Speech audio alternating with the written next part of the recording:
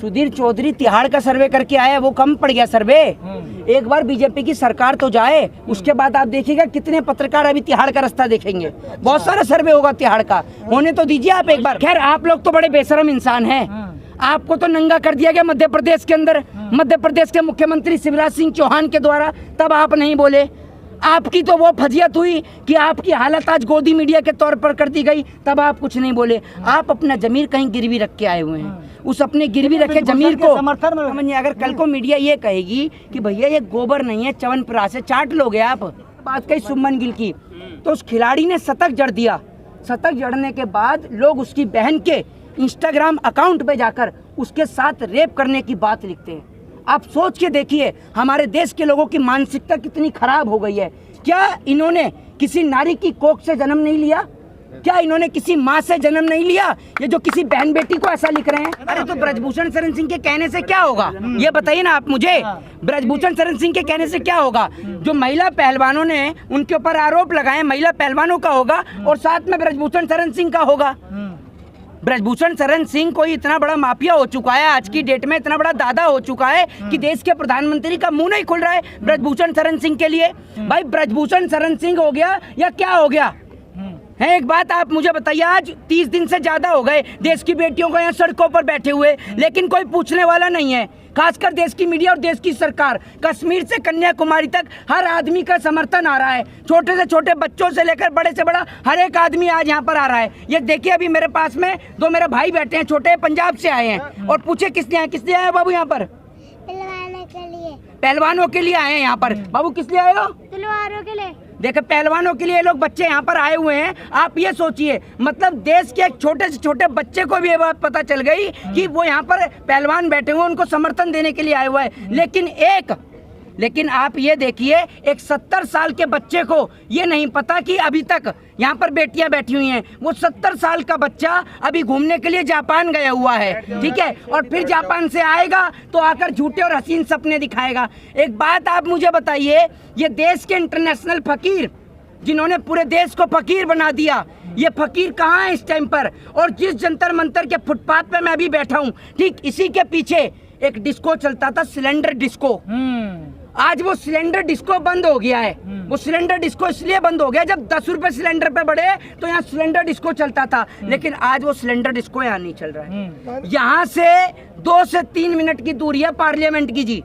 वो पार्लियामेंट के अंदर जब देश की जो मंत्री हैं स्मृति ईरानी जो हैं, उनकी बेटी के ऊपर आरोप लगाए गए, तो भैया स्मृति ईरानी बड़ी तेजी से गला फाड़ फाड़ के चिल्लाती हैं। मैं टीवी में देख रहा होता हूँ उस वक्त, अगर मैं उनके पास में होता तो मैं यही कहता उन्हें, ये एक गिलास पानी पी लो, कहीं आपका गला खराब ना हो जाए। इतनी तेजी से चिल्ला रही होती हैं वो। लेकिन जब बात देश की बेटियों की होती है तो स्मृति ईरानी के मुंह से आवाज नहीं निकलती है। स्मृति ईरानी के मुंह पर ताला लग जाता है, क्यों नहीं बोलती हैं? अभी आज आप मुद्दा उठा दीजिए उनकी बेटी के बार का, स्मृति ईरानी तुरंत बोलने लग जाएंगी। लेकिन जब बात देश की बेटियों की होती है तो स्मृति ईरानी के मुंह से आवाज नहीं निकलती है। कोई नेता, कोई मंत्री आज बोलने को तैयार नहीं है। उत्तर प्रदेश का मुख्यमंत्री बोलने को तैयार नहीं है। पूरे देश में एक मेमोरेंडम क्रिएट किया जाता है कि हिंदू खतरे में है, हिंदू खतरे में है, हिंदू राष्ट्र बनाओ। आज हिंदुओं को किससे खतरा है? आज हिंदुओं को खतरा है भाजपा के नेताओं से। आज हिंदुओं को खतरा है तो किससे है? इन बीजेपी वाले नेताओं से, जो हिंदुओं की बहन बेटियों की इज्जत और आबरू लूटने का काम कर रहे हैं। अगर ब्रजभूषण शरण सिंह की जगह पर कोई ब्रजभूषण खान होता तो अब तक वो सलाखों के पीछे होता, और हो सकता है कि देश में निर्भया के बाद दूसरी बार फांसी का प्रावधान भी हो गया होता। खान होता तो ऐसा क्यों होता?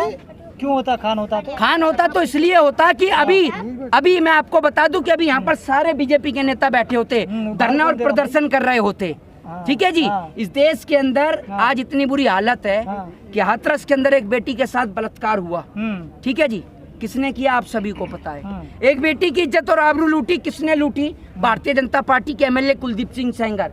आज देश की बेटियों को बचाने की जरूरत है तो बीजेपी के एमएलए से है। वो लोग जो आज भी अंधभक्ति के नशे में चूर हैं, जिनके सर पर अंधभक्ति का चश्मा चढ़ा हुआ है, जिनके दिमाग का आज सोचने की क्षमता खत्म हो गई है। मैं आपसे एक ही चीज कहता हूं कि आप किसी भी दल, किसी भी पार्टी को समर्थन करते हो, लेकिन अगर आपके घर में बहन है, अगर आपके घर में बेटी है और अगर आपने वाकई किसी माँ की कोख से जन्म लिया है तो आपको यहाँ आकर अपनी देश की बहन और बेटियों का समर्थन करना चाहिए।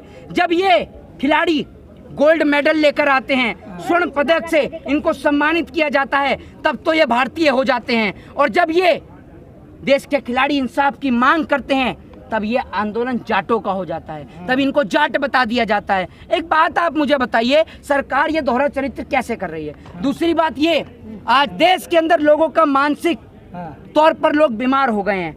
लोगों ने क्रिकेट के कल मैच के दौरान किस तरीके की हरकत करी, आपको सुनकर भी शर्म आएगी।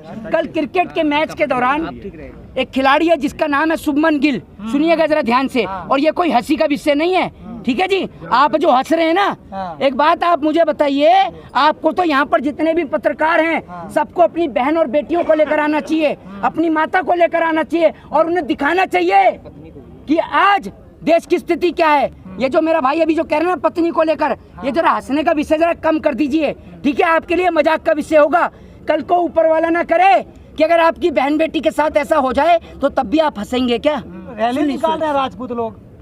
कौन निकाल रहा है? यहाँ पर कल कितने राजपूत भाई आए हुए और अभी भी यहाँ पर राजपूत भाई खड़े हुए हैं। कौन कह रहा है आपसे? कौन लोग हैं? एक बात आप मुझे बता, अरे सुन लीजिए मेरी बात, सुन लीजिए, अरे सुन तो लीजिए। जिसके पास रोजगार नहीं, जिसके पास खाने को रोटी नहीं, जो थाली पड़ा हुआ है, ठीक है जी, आप उसे 500 का 200 रुपए भी दो, किसी भी रैली में आने को तैयार हो जाता है, किसी भी रैली में आने को तैयार हो जाता है। मोदी की रैली में कैसे आते हैं लोग, आपको नहीं पता क्या? भाई साहब, ब्रजभूषण शरण सिंह पे लाखों करोड़ों खरबों रुपया है, खुद हेलीकॉप्टर में घूमता है वो आदमी, सोचकर देखे ना आप उस बात को। और बात यहाँ बेटियों के इंसाफ और न्याय की है। अब बहुत सारे लोग यहाँ आकर पूछते हैं कि आप कब उठेंगे। देश की मीडिया पूरे दिन 24 घंटे रसिया को भी दिखाती है, आपको भी पता है, यूक्रेन को भी दिखाती है, पाकिस्तान को भी दिखाती है। क्या देश की मीडिया के पास इतना भी समय नहीं है? क्या देश की मीडिया के पास इतना भी समय नहीं है कि क्या वो देश के पहलवानों को दिखा सके? वो पहलवान जो भारत देश के तिरंगे का नाम पूरे विश्व में रोशन करते हैं, क्या उनको नहीं दिखाया जा सकता? मना कर दिया गया क्या मीडिया को? जी, मीडिया को मना कर दिया गया, नहीं दिखाना है। देखिए मीडिया क्या है, मीडिया आज मोदी जी की दलाल है, मीडिया कॉर्पोरेटरों के हाथ में बिकी हुई है, ठीक है जी।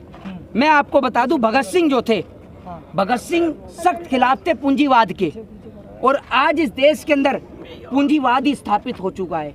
बड़े बड़े कारपोरेटर्स ने इस देश के ऊपर कब्जा कर लिया है। वो बड़े बड़े कारपोरेटर ही हैं जो इस देश को चलाते हैं। और कारपोरेटर जापान से सारी खबरें दिखा रही है मीडिया। तो आप जापान के रहने वाले हो, हिंदुस्तान के? तारीफ हो रही, देख रहे भाई साहब, मोदी जी क्या करते? नहीं, नेता बन चुके हैं। अच्छा, मोदी जी। तो आप कितनी जगह घूम के आ गए, कितनी जगह विदेश में घूम के आए हो? आप मीडिया की बात कर रहे हो, मैं उसी मीडिया की। अरे मीडिया तो मेरी बात आप फिर अगर गोदी मीडिया ये दिखाएगी गोबर नहीं च्यवनप्राश है तो चाट लो। सच्चाई दिखाती है मीडिया। मीडिया सच्चाई दिखाती है। तो अगर 2000 के नोट में नहीं निकली नैनो चिप, फिर आपका क्या करूं मैं हाल? बताइए आप मुझे। मीडिया सच्चाई दिखाती है, हैं? मीडिया सच्चाई दिखाती है 2000 के नोट में नैनो चिप। आप नार्को टेस्ट के लिए तैयार तो हो गए, अब क्यों नहीं जा रहे आप लोग? देखिए मैं आपको एक बात बता दूं कि जो नार्को टेस्ट की बात करें तो देश के प्रधानमंत्री आए तो ब्रजभूषण शरण सिंह को लेकर तो पहले भी बोल दिया है ब्रजभूषण शरण सिंह ने कि प्रधानमंत्री एक बार मुझसे कह दें मैं तो इस्तीफा दे दूंगा। प्रधानमंत्री देश में टिके तभी तो प्रधानमंत्री से बात हो। मेरे भी घर में मेरी माँ है, मेरे भी घर में बहन है। ये लोग जो सोशल मीडिया पे गाली लिखते हैं, अरे कभी अपनी बहन का चेहरा देख कर देखिए। अगर आप किसी बहन बेटी को गाली लिखेंगे ना तो कोई आपकी बहन बेटी को नहीं छोड़ देगा। आपकी भी बहन बेटी को लोग गाली लिखेंगे, आपकी भी माँ को गाली लिखेंगे। आप किसी भी दल से समर्थन करिए। मैं ये कहता हूँ कि आप चाहे भले ही वोट किसी को डालिए, मोदी को डालिए, राहुल को डालिए, अखिलेश को डालिए, मायावती को डालिए, वोट किसी को भी डालिए, लेकिन बहन बेटियों के इंसाफ के लिए कम से कम यहाँ जंतर मंतर पर तो आइए। ये किसी पार्टी का प्रोटेस्ट नहीं है, ये देश की बेटियों का प्रोटेस्ट है। यहाँ वोट डाले नहीं जा रहे हैं। मैं आपसे कहता हूँ कम से कम आपने किसी की माँ की कोख से जन्म लिया है तो यहाँ आकर बहन बेटियों को आकर अपना समर्थन दीजिए, सहयोग दीजिए। जय हिंद, जय भारत, वंदे मातरम।